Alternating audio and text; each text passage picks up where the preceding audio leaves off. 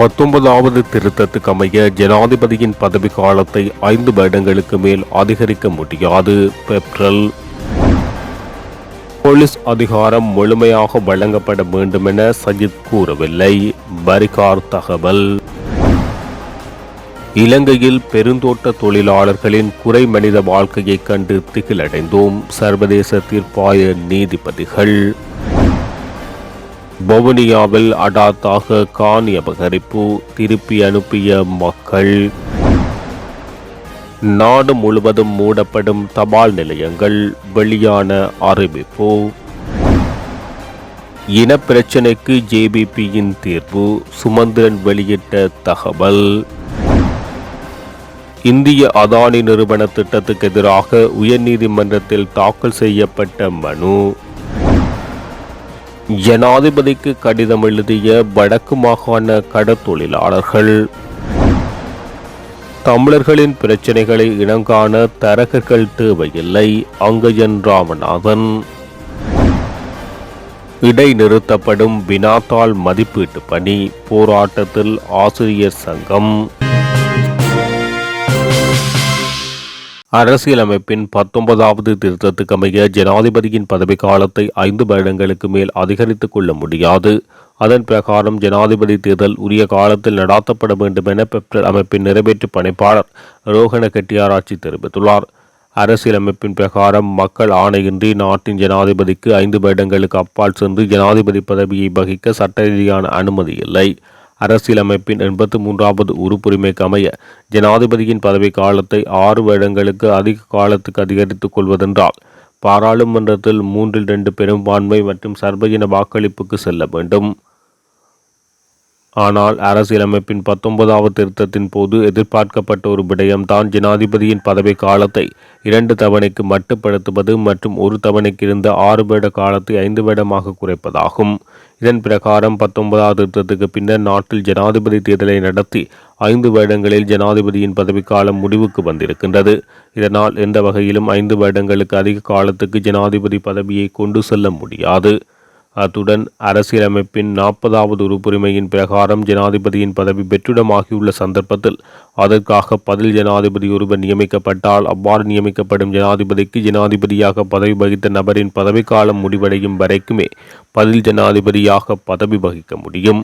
இதன் பிரகாரம் தற்போது ஜனாதிபதி ரணில் விக்ரமசிங்கவுக்கு கோட்டபய ராஜபக்ச ஜனாதிபதியாக இருந்த எஞ்சிய காலப்பகுதி வரைக்குமே ஜனாதிபதி பதவி வகிக்க முடியும் என்பது தெளிவாக தெரிவிக்கப்பட்டுள்ளதாக குறிப்பிட்டுள்ளார்.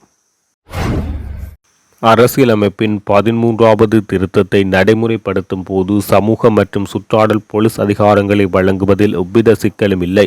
எதிர்க்கட்சித் தலைவர் சையத் பிரேமதாசவும் அதனையே குறிப்பிட்டிருந்தார். மாறாக போலீஸ் அதிகாரங்கள் முழுமையாக வழங்கப்பட வேண்டும் என அவர் கூறவில்லை என பாராளுமன்ற உறுப்பினர் SM மரிகார் தெரிவித்துள்ளார். வடக்குக்கு ஒரு சட்டமும் தெற்குக்கு ஒரு சட்டமும் இருக்க முடியாது என்றும் முழு நாட்டுக்கும் ஒரே சட்டம் என்ற ரீதியில் தமிழ் மக்களுக்கான நியாயத்தை வழங்க வேண்டும் எனத்தான் எதிர்க்கட்சித் தலைவர் சையத் பிரேமதாசா குறிப்பிட்டதாக சுட்டிக்காட்டியுள்ளார். 13வது அரசியலமைப்பு திருத்தத்தை நடைமுறைப்படுத்தும் போது சமூக போலீஸ் போன்றவற்றை மாகாண சபைகளுக்கு வழங்குவதில் சிக்கல் இல்லை. பாடசாலை மற்றும் வைத்தியசாலைகளில் பெரும்பாலானவை மாகாண சபைகளுக்கே வழங்கப்பட்டுள்ளன. உள்ளூராட்சி நிறுவனங்கள் அனைத்தும் கூட மாகாண சபைகளின் கீழேயே உள்ளன. அவர் கூறியதன் அர்த்தமும் இதுவே. இதனை விடுத்து போலீஸ் அதிகாரம் முற்றாக வழங்கப்படும் என்பதல்ல என சுட்டிக்காட்டியுள்ளார். இலங்கையின் வாழும் பெருந்தோட்ட தொழிலாளர்களின் குறை மனித வாழ்க்கையை கண்டு திகிலடைந்ததாக பிராந்தியத்தைச் சேர்ந்த முக்கிய நீதிபதிகளின் சர்வதேச தீர்ப்பாயம் தெரிவித்துள்ளது. பெருந்தோட்டங்களில் தேயிலை மற்றும் ரப்பர் தோட்ட தொழிலாளர்களின் வாழ்க்கையை பற்றியும் தொழிற்சங்கங்களின் சாட்சியங்களை கேட்ட பின்னர் இந்த கருத்தை தீர்ப்பாயம் வெளியிட்டுள்ளதாக இந்திய ஊடகம் தெரிவித்துள்ளது. இலங்கை தீவு தேசத்தின் மலையக தமிழ் சமூகத்தைச் சேர்ந்த பல்லாயிரக்கணக்கான தொழிலாளர்கள் 2 நூற்றாண்டுகளாக தேயிலை மற்றும் ரப்பர் உற்பத்தியில் ஈடுபட்டுள்ளனர். கடந்த ஆண்டு மாத்திரம் தேயிலை ஏற்றுமதியில் இருந்து இலங்கையின் வருவாய் மொத்தம் 1.3 பில்லியன் டாலர்களாகவும் ரப்பர் ஏற்றுமதி 930 மில்லியன் டாலர்களாகவும் இருந்தது என ஏற்றுமதி மேம்பாட்டு சபை தெரிவித்துள்ளது. இருப்பினும் நாட்டின் பெருந்தோட்டங்களில் உழைக்கும் தொழிலாளர்களின் மோசமான சூழ்நிலையில் வாழ்கின்றனர். நவீன நாகரிக உலகில் இதுபோன்ற நடைமுறைகள் தடையின்றி தொடர்கின்றது என்ற விடயம் தீர்ப்பாயத்தை அதிர்ச்சிக்குள்ளாக்கியுள்ளது என சர்வதேச நீதிபதிகள் தெரிவித்துள்ளனர். வவுனியாவில் மக்களின் காணியை கையகப்படுத்த வந்த வனவள திணைக்களத்தினரை அப்பகுதி பொதுமக்கள் திருப்பி அனுப்பியுள்ளனர். குறித்த சம்பவம் நேற்று இடம்பெற்றது. 1997ஆம் ஆண்டு கதிர்வேலர் பூவரசங்குளத்திலிருந்து யுத்தம் காரணமாக இடம்பெயர்ந்த மக்கள் மீண்டும் 2011ஆம் ஆண்டு குறித்த பகுதியில் மீள்குடியேறினர். அவர்கள் வசித்த பிரதேசம் அனைத்தும் பட்டை காடுகள் நிறைந்ததாக காணப்பட்ட நிலையில் அவர்கள் இப்பகுதியை சுத்தம் செய்து விவசாய நடவடிக்கைகளில் ஈடுபட்டு வருகின்றனர். இந்த நிலையில் அங்கு வனவள திணைக்களத்துக்குரிய காணிகள் இருப்பதாக தெரிவித்து அளவீட்டு பணிகளை மேற்கொள்ள அந்த கிராமத்துக்கு அவர்கள் வருகை தந்தனர். இதன்போது வயல் நிலங்கள் மற்றும் தோட்டம் செய்கின்ற பகுதிகளையும் வனவளத்துக்குரியதாக அடையாளப்படுத்தியிருந்தமையினால் அவர்களை இந்த பகுதியில் அளவீடு செய்ய விடாது பொதுமக்கள் முரண்பட்டு கொண்டனர். தனது கிராமத்துக்குரிய கிராம சேவையாளரை அழைத்து வருமாறும் அதன் பின்னர் அளவீட்டு பணியை மேற்கொள்ள அனுமதிப்போம் என தாம் விவசாயம் செய்தும் பகுதியை அளவீடு செய்ய அனுமதிக்க முடியாது எனவும் அவர்கள் தெரிவித்தனர். இந்த நிலையில் அங்கு வருகை தந்த வனவள திணைக்களத்தினர் தாம் செய்மதியூடாக அடையாளப்படுத்தப்பட்ட இடங்களை சரிபார்ப்பதற்கு வந்திருப்பதாகவும் தமது பணியை செய்வதற்கு ஒத்துழைப்பு வழங்குமாறும் கூறியுள்ளனர். எனினும் 1985ஆம் ஆண்டுக்கு பின்னர் வனமாக அடையாளப்படுத்தப்பட்ட இடங்களை ஜனாதிபதி விடுவிப்பதாக தெரிவித்துள்ள நிலையில் அவரின் கருத்து பொய்யா என்பதை உறுதிப்படுத்துமாறு கிராம மக்கள் கேட்டுள்ளனர். அதற்கிணங்க வனவள திணைக்களத்தினர் அப்பகுதியில் இருந்து சென்றதோடு கிராம சேவையாளரையும் அழைத்து வருவதாக தெரிவித்தனர். இதனையடுத்து அங்கு குழுமிய பொதுமக்களும் கலைந்து சென்றமை குறிப்பிடத்தக்கது. நாடு முழுவதிலும் உள்ள அனைத்து தபால் நிலையங்களும் எதிர்வரும் 13ஆம் தேதி காலை முதல் மூடப்படும் என அறிவிக்கப்பட்டுள்ளது. இன்று நள்ளிரவு 12 மணி தொடக்கம் 13ஆம் தேதி நள்ளிரவு 12 மணி வரை சுகையின விடுமுறை தொழிற்சங்க நடவடிக்கையில் ஈடுபட தீர்மானித்துள்ளதாக ஒன்றிணைந்த தபால் தொழிற்சங்க முன்னணி தெரிவித்துள்ளது. இதற்கமைய நாடு முழுவதிலும் உள்ள அனைத்து தபால் நிலையங்களும் எதிர்வரும் 13ஆம் தேதி காலை முதல் மூடப்படும் என அழைப்பாளர் சிந்தக பண்டாரோ தெரிவித்துள்ளார். தேசிய இன பிரச்சினைக்கு புதிய அரசியலமைப்பு மூலமே தீர்வு காணப்பட வேண்டும் என தேசிய மக்கள் சக்தியின் தலைவர் அனுரகுமார திசாநாயக்க கருதுவதாக பாராளுமன்ற உறுப்பினர் M.A. சுமந்திரன் தெரிவித்துள்ளார். தேசிய மக்கள் சக்தியினருக்கு இலங்கை தமிழரசு கட்சியினருக்கும் இடையில் நேற்று காலை இடம்பெற்ற சந்திப்பில் அனுரகுமார திசாநாயக்க மேற்கண்டவாறு தெரிவித்துள்ளார். தமிழ் பேசுகிற தமிழ் மக்கள் தங்களுடைய விடயங்களை தீர்மானிக்கிற உரித்து அவர்களுக்கு இருக்கிறது. அதை நாங்கள் ஏற்றுக்கொண்டிருக்கிறோம் என்பதையும் அவர் சொல்லியிருந்தார். எங்களுடைய பேச்சுவார்த்தை இன்றைக்கு தேசிய மக்கள் சக்தி என்னுடைய ஜனாதிபதி வேட்பாளராக இருக்க போகிற சகோதரர் அனுரகுமார திசாநாயக்க, முன்னாள் பாராளுமன்ற உறுப்பினர் விமல் ரத்நாயக்க, திரு சந்திரசேகரன் மற்றவர்களோடு எங்களுடைய கட்சி தலைவர் அண்ணன் மாவை சேனாராஜர தலைமையிலேயும் சிரேஷ்ட உபதலைவர் கௌரவ CVK சிவஞானம் மற்றது எங்களுடைய நிர்வாக செயலாளர் திரு குலநாயகத்தோடு நாங்கள் நீண்ட பேச்சுவார்த்தை ஒன்றை நடத்தியிருக்கிறோம். ஒரு முன்னேற்றகரமான பேச்சுவார்த்தை இது என்று நாங்கள் இதனை வர்ணிக்கலாம். எல்லா விடயங்களுக்கும் தீர்வு கண்டுவிடவில்லை. ஆனால் ஒரு ஆரம்ப சம்பாஷணை என்ற வகையிலே ஒருவர் புரிந்து கொள்ளக்கூடிய வண்ணமான ஒரு உரையாடல் இடம்பெற்றிருக்கிறது. நம்பிக்கை தருகிற ஒரு உரையாடல். நீங்கள் கேட்ட பல கேள்விகள் சம்பந்தமாக நாங்கள் பேசியிருக்கிறோம். அவற்றை எல்லாவற்றையும் பற்றியும் பேசியிருக்கிறோம்.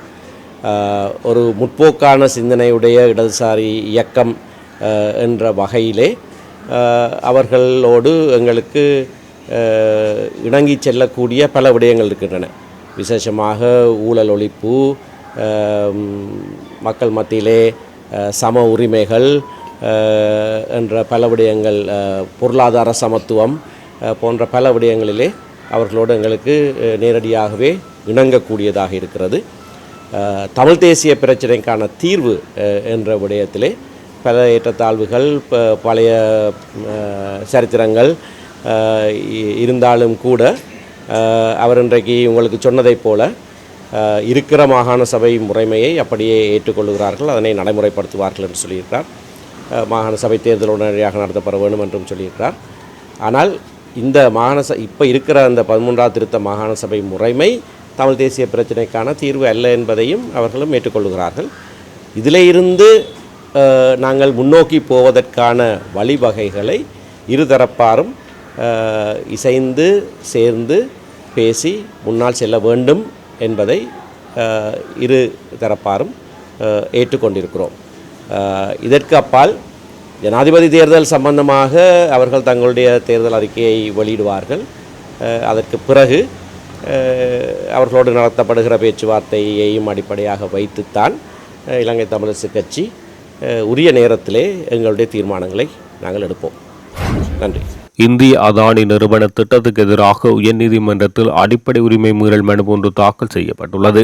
குறித்த மனுவினை இலங்கையின் முன்னணி சுற்றுச்சூழல் ஆர்வலர்களான பெத்தியகுட பேராசிரியர் நிமல் குணத்திலக்க மற்றும் பேராசிரியர் சரத் கோட்டாஹோமா ஆகியோர் மன்னார் மறைமாவட்ட ஆஜர் பஸ்டியனும் இணைந்து உயர்நீதிமன்றத்தில் தாக்கல் செய்துள்ளனர். மன்னாரில் முன்மொழியப்பட்ட 250 மெகாவாட் மன்னார் காற்றாலை மின்சார திட்டத்தை கொள்முதல் மற்றும் நிர்மாணிப்பதற்கு எதிராக இந்த வழக்கு பொது நலன் சார்ந்து தாக்கல் செய்யப்பட்டது. இந்த கொள்முதல் மற்றும் நிர்மாணிப்பு என்பன Adani green energy PDP limited மற்றும் Adani green energy SS limited நிறுவனங்களுக்கு வழங்கப்பட்டதாக மனுவில் தெரிவிக்கப்பட்டுள்ளது. இலங்கை நிலையான எரிசக்தி ஆணையம், மத்திய சுற்றுச்சூழல் ஆணையம், முதலீட்டு சபை, இலங்கை மின்சார சபை, பொது பயன்பாடு ஆணையம் மற்றும் சட்டமாதிப திணைக்களம் உட்பட 67 தரப்பினர் மனுவில் பிரதிவாதிகளாக குறிப்பிடப்பட்டுள்ளனர். திட்டம் தொடர்பாக மேற்கொள்ளப்பட்ட சுற்றுச்சூழல் பாதிப்பு மதிப்பீட்டின் நம்பகத்தன்மை, கூறப்பட்ட ஒப்பந்தத்தை வழங்குவதில் சில நடைமுறை சிக்கல் என்பன திட்டத்தின் தன்மையை கேள்விக்குள்ளாக்குகின்றது என மனுதாரர்கள் தெரிவித்துள்ளனர்.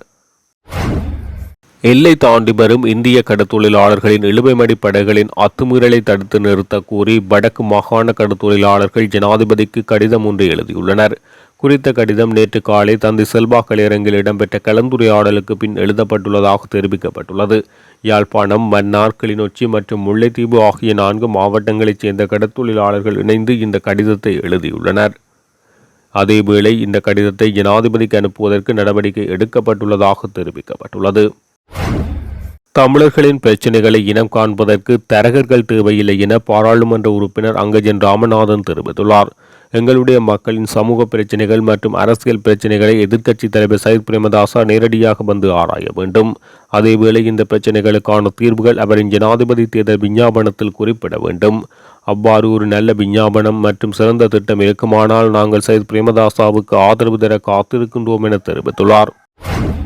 சாதாரண தர பரீட்சை வினாத்தாள் மதிப்பீட்டு பணிகள் இன்று பிற்பகல் 1 மணிக்கு பின்னர் நிறுத்தப்படும் என இலங்கை ஆசிரியர் சங்கத்தின் பொதுச் செயலாளர் ஜோசப் ஸ்டாலின் தெரிவித்துள்ளார். அதன்படி நாடளாவிய ரீதியில் உள்ள 101 சாதாரண தர மீள் மதிப்பீட்டு நிலையங்களுக்கு முன்பாகவும் 100 வலய அலுவலகங்களுக்கு முன்பாகவும் ஆசிரியர்கள் மற்றும் அதிபர்கள் இணைந்து மாபெரும் கவனஈர்ப்பு போராட்டத்தை முன்னெடுக்க உள்ளதாக தெரிவித்துள்ளார். ஆசிரிய அதிபர் சம்பள கொடுப்பனவை நீக்கியமை மற்றும் பெற்றோர்களின் கல்வி சுமையை உடனடியாக நிறுத்துதல் ஆகிய கோரிக்கைகளை முன்வைத்து குறித்த தொழிற்சங்க நடவடிக்கை முன்னெடுக்கப்பட உள்ளதாக குறிப்பிடப்பட்டுள்ளது.